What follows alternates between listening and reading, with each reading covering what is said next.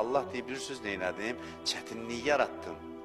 Hamımız belə deyir, qurban olum Allaha, Allah onu asandır demək. Çıxılmaz vəziyyəti yaradıram hərdən sizin üçün. Özüm eləyirəm. Hər yandan yolu bağlayıram, indi görüm deyirsən qurban olum Allaha, rahatdır hər şey.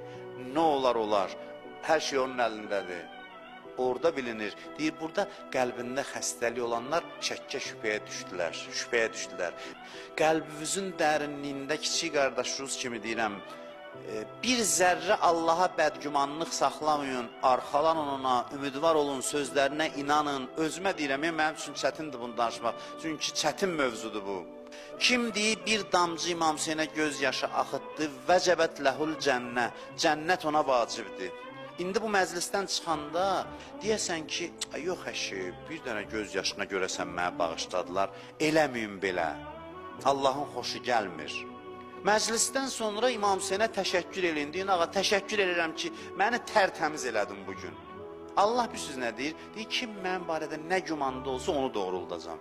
Sən desən, yox əşi, Allah məni bağışladı, deyir, Allah deyir, axı bu mənə gümandadır, mən barədə bu zəndədir, olmaz doğrultmayım.